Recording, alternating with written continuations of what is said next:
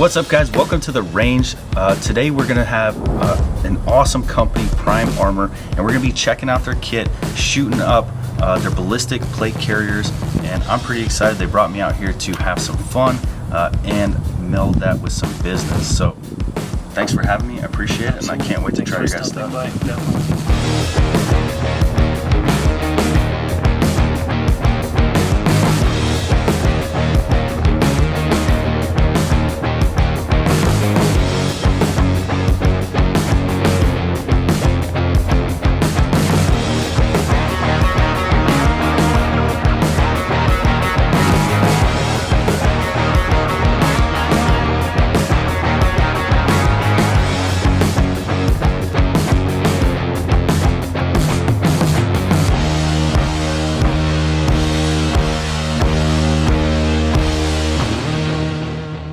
These are one of the plates that have been shot in the ballistic lab. 30-6 AP, 193, so your standard 5.56 round, into MA5581, the current military issued 5.56. Oh, dude, that would hurt so fucking bad. Owie. That's awesome, though. Yeah, like this plate was shot nearly 25 times out of the 18-inch barrel 5.56, the Iraq veteran range day event. This is majority of pistol calibers, but it's also being shot with 5.56, 308, and 7.62x39 mild steel core. It was one of the Mike Glover's pistol classes, so we kind of put it on the dummy, and people who attend the class get to shoot it like 10 yards away from their pistol. Yeah. So maybe around 1 hour they were shooting during the drills and stuff. Yeah. So I don't know, 250 something rounds here. But these are level 3. The material they built completely with UHMWP, which is poly plates, basically speaking. So they press together.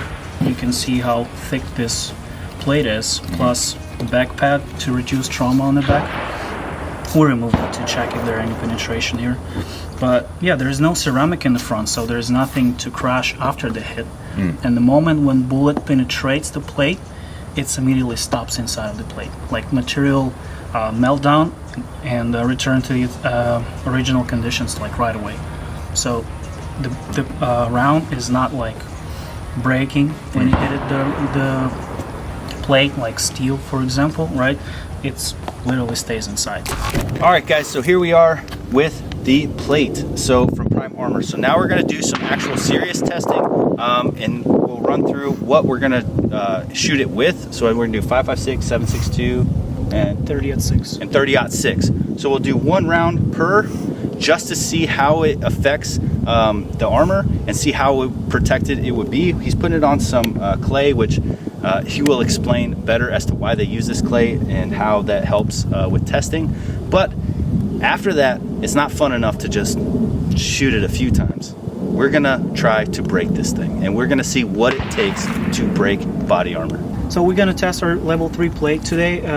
It's lightweight, it's buoyant plate, a little less than 4 pounds. We're gonna shoot it, like Sean said, with 30-6. We'll have mild steel core 30-6, which is this plate's only rate up to 308. Not huge difference between 30-6 and 308, but still heavier and faster round right there. We're gonna shoot it with a mild steel core 7.62x39 and just standard full metal jacket and 5.56 out of the 14.5 and 18-inch barrel. We do use this ballistic clay. It's about 80 degrees or something warm right now. It's not gonna perform as a, because it should be at around 99 Fahrenheit in order to show us the back face deformation, but we'll have some good representation here anyway, and it'll also keep us help us to keep this plate on target. It's not going to move anywhere, so we'll have at least 3, 4, 5, 6 clean shots, no problem, and then we'll check the plate, see the results of this.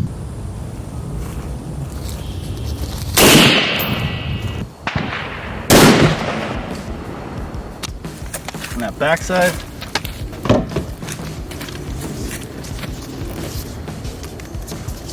there's your hole. Now, does it matter? Is there like certain strong points in a plate that are more integral than others? So that's the actual advantage of the plate. It can stop rounds from edge to edge. So obviously depends on the angle. If it hits the corner, the bullet can Go through skip. it, right? Yeah, but again, it could just go through the corner. If you hit it here, if you'll try to hit it here with 5.56 or 7.62, 95% bullet will stop there. Nice. Yeah. That's awesome. That's good to know. Again, just depends on the angle. So then, what would you consider that to be as far as the protrusion on the back? So we already know. So like this is like very, very small, probably around 15 millimeters or so. Okay. Because we cannot just judge by the dimple on the back. We only can judge by the deformation of the ballistic clay that actually heat enough. Okay. 99 Fahrenheit. So this is very livable situation right there. Yeah, so what do you think this would be, like a bruise to the belly? It'll bruise. If it's ripped, it might potentially crack it. Okay. Potentially. Nice. Yeah. But you're walking away from that. Absolutely. Badass. All right, let's step up the rounds and see what we can do.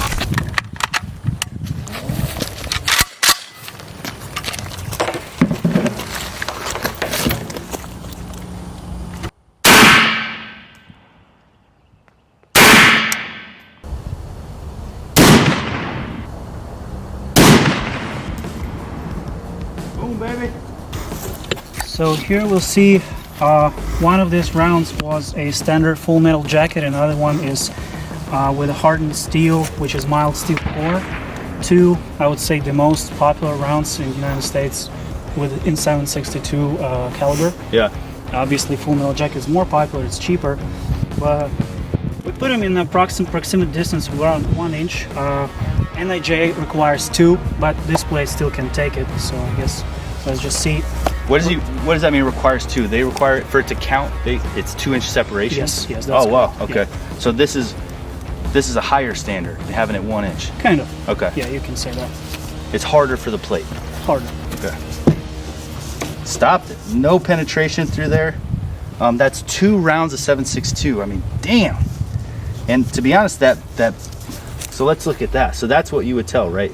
So you have 2 clearly defined like dimples from one shot to the next. What was that one? Do you remember which? The first one we shot. Did you see if it hit to the left? We'll be able to tell in the camera.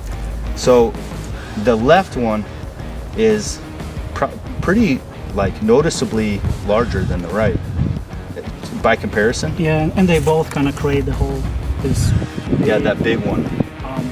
You could tell that this one, yeah, just like had a little more push than this one did, and then together, obviously, they made that big hole. But what would you say the depth was on this, the deeper one? So somewhere between 22 to 28 maybe millimeters. 22 to 28 millimeters, if you're guessing. Yeah. Okay, and then what would that feel like, do you think, for us, for the end user that's wearing this? Very heavy punch. Very heavy punch. Especially just in the center chest. Just a donkey kick to the chest.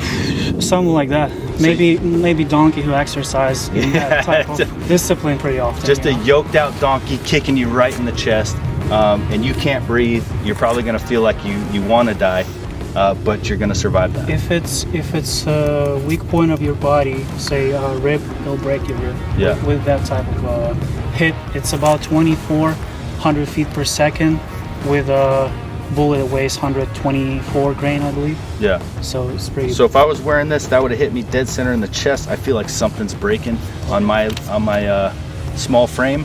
So you'll definitely have less motivation to come back to to do it again. But that's still pretty impressive, man. 2 7.62 rounds, both within an inch of each other, and all you have is a broken rib. Yes, sir. And you're getting to go home to your family. I'd say that's a win. So the last round would be a 30-06, again, mild steel core, so a little bit hardened steel of the actual core of the bullet.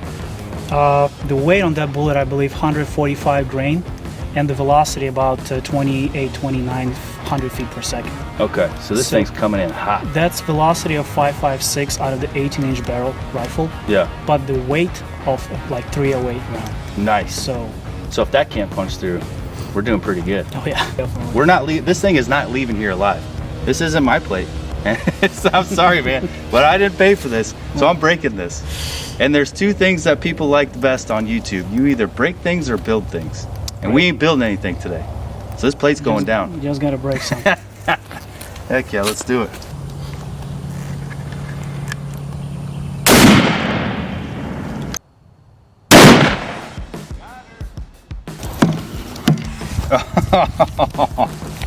Actually, it destroys the pad on the back. So the pad couldn't handle the pressure. Yeah. So just so they got this shot, now you have two 7.62, and then what was that round again? The details of that round? 30 at 6, mild steel core, actually 168 grain. 168 grain, 30 at 6, mild steel core, within an inch and just over an inch away from the other 7.62 shot. Wow, that's a big dimple, but that's definitely not a hole. That's not a hole. I mean, So go ahead. that's probably like the power of a fucking Clydesdale kicking you in the chest. So that is gonna suck major ass, but survivable. Under this point, with this type of ammunition, with this plate, it's survivable. It definitely will be very, very serious damage. You're gonna have some serious. You'll probably have some internal damage at this point, yes. just from that impact. Yes, sir. So your ass is going straight to the hospital, and hopefully you survive. But you're a lot better off than having a hole straight through your organs. I say it performed pretty good, but that's not fun. So let's see what we could do to this thing and what kind of limits it has. So I say we go get some 5.56 and dump a full mag into it. Maybe some 9mm hits it right after that, and we see how easy we can destroy some armor. A test that no armor on the market could pass. So let's go figure it out. Basically, let's just destroy this thing. Let's do it. Ready? I'm ready, man. Let's do this. All right, so we'll go you, me, you, me, you, me. Okay. It's a lot of ammo.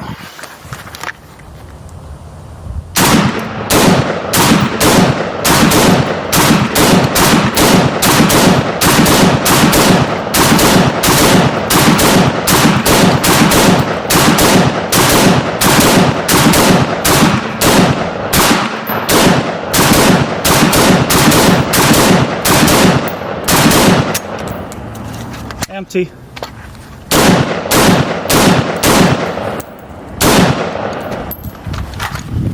God, that hurts. Got some? Oh yeah, look at it smoking. Oh, the material's like on fire. All right, so you guys just saw the nastiness we just put this through. That was 7.62 and 5.56, just going back and forth, doing a full mag. So that was 30 rounds for me, and 30 rounds of 7.62. This thing is annihilated. No armor is gonna be able to withstand that test. We just wanted to have a little fun, and look what it did. So now, I'm curious as to what's inside, what the rounds look like, how they split on impact. So that is gonna be really cool. So let's get it. He's getting a knife, and let's cut this thing open and see what the bullets look like inside the armor. Just have to remove this pad first.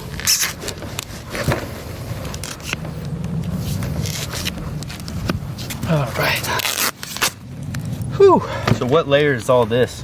What's this material? This is polyethylene, so ultralight molecular weight polyethylene. Okay.